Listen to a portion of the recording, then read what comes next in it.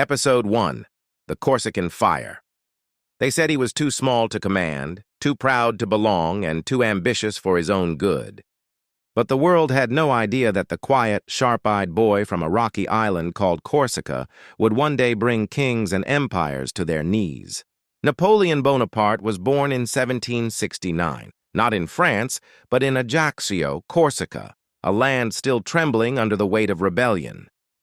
His father, Carlo Buonaparte, had sided with the French after Corsica's failed independence struggle, and young Napoleon never forgot that.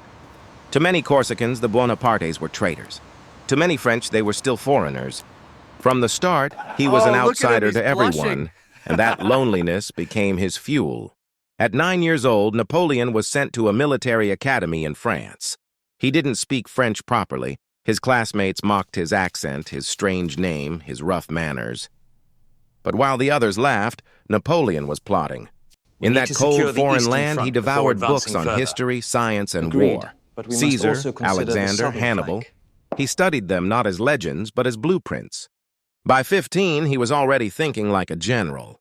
Teachers described him as a student of immense seriousness, one who saw the world as a chessboard. At 16, he became a second lieutenant in the French army, a nobody from nowhere commanding men twice his age. But he had one thing no one could teach: vision. Then fate handed him a moment. In 1789, the French Revolution exploded. Chaos, blood, and opportunity. The old order was collapsing, and for Napoleon that meant only one thing: the ladder was finally wide open. While noble officers fled France, this poor Corsican stayed, hungry, calculating, patient. But before he could climb, he had to prove himself. In 1793, at Toulon, the French Republic was fighting royalist rebels supported by the British Navy. The situation was desperate, until a young, unknown artillery captain proposed a bold plan. Napoleon's cannons turned the tide. The enemy fleet fled. The city fell. France had its new hero. At just 24, he was promoted to brigadier general. He had done the impossible. A short, poor Corsican had beaten the might of the British Navy and forced France to notice him. Yet power always attracts enemies. Some generals despised him. Politicians feared him. They called him arrogant, reckless, a man who thinks himself Caesar. And maybe he did. Because behind that cold, precise stare, Napoleon already saw something others couldn't. Not just victory, but destiny. He began writing letters to leaders in Paris, declaring he could save France if given command. Most ignored him, but one powerful man didn't. Paul Barras, a member of the ruling directory, and a man who liked results more than titles. Barras saw in Napoleon not just a soldier, but a weapon. That connection would change everything. But ambition is never without price. Around this time, Napoleon met a woman who would both anchor and torment his heart. Josephine de Beauharnais, a widow with charm, debts, and political influence. He fell for her instantly, despite warnings. Friends said she was playing him. Napoleon didn't care. For the first time, he felt seen, not as the Corsican outsider, but as someone destined for greatness. As the smoke of the revolution settled, France was leaderless, exhausted, and vulnerable. Every general was fighting for his own piece of power. But in that chaos, one man stood ready to rise higher than them all. Because for Napoleon, power was never just about command. It was about proving the world wrong, proving that even a boy with a strange accent could reshape history. And when the chance came, he would seize it with both hands and never let go. If you thought that was exciting, wait till you hear how a 26-year-old commander from Corsica conquered Italy and made all of Europe whisper his name. Episode 2. In 1789, the French Revolution exploded, and with it came chaos, betrayal, and opportunity. Napoleon arrived in Paris with a letter of recommendation, eager but raw. The great storm that toppled kings and reshaped nations was also the crucible that would temper him, or break him. He aligned himself with the revolutionaries, though cautiously. He wasn't a Democrat in the modern sense, but he believed in meritocracy, the idea that talent, not birth, should determine rank. His first major test came when radical factions vied for control. Loyalties shifted like quicksand. He served the revolutionary government, but the winds changed. In 1793, during the siege of Toulon, Napoleon distinguished himself by daring artillery maneuvers. The victory won him promotion and recognition, but also enemies. Admirers whispered envy. Rivals watched his rise with fear. That same year, his patron Robespierre fell, and the terror swallowed many of Napoleon's friends. He had to tread carefully, mask ambition with loyalty, adapt swiftly. He learned that to survive, one must read tides of power, never cling too long to one faction. Lesson 2. Read the currents of power and adapt without losing your core. Napoleon mastered the art of political timing. In your life, wait for the right wind before you sail. Then came the 1795 Royalist uprising in Paris. Royalist forces marched on the convention, threatening the very heart of revolutionary France. The defenders wavered, panic spread. At that moment, Napoleon seized control. He volunteered to command the artillery defending the government and ordered grape shot down the insurgents. Legend says he told them, "I would rather have a soldier at my heels than a subject." The uprising was crushed. The convention hailed him as the savior of the Republic. He was only 26. That dramatic act established his reputation and made him visible to all of France. But visibility came at peril. The leadership of France was unstable. In 1799, the Directory was collapsing, foreign wars raged, alliances crumbled. Napoleon returned from his Egyptian campaign, a venture of both triumph and disaster, to a homeland hungry for strong leadership. Via the coup of 18 Brumaire, he seized power, not as a dictator but as first consul. But that climb was not painless. His Egyptian expedition had faced plague, mutiny, defeat at sea by Nelson. He lost contact with France for years. He wrestled with doubt, with the gulf between ambition and reality. The toll on his health, his relationships, was steep. Little known, in Egypt, Napoleon contracted ophthalmia, nearly losing his sight temporarily. He also dabbled in natural science, measuring the height of the pyramids, cataloging insects, and scribbled plans for Egyptian reform. Amid disaster, he never stopped thinking. Lesson 3. In failure, keep formulating. Ideas are your survival kit. When all looks lost, he sketched the next move. In your life, don't panic in adversity. Think, pivot, plan the next play. If you thought that tension was gripping, wait until you hear how he crowned himself emperor and remade Europe. Episode 3. It was December 2nd, 1804. In the vast hall of Notre Dame in Paris, Napoleon placed the crown on his own head. No pope would crown him. He crowned himself.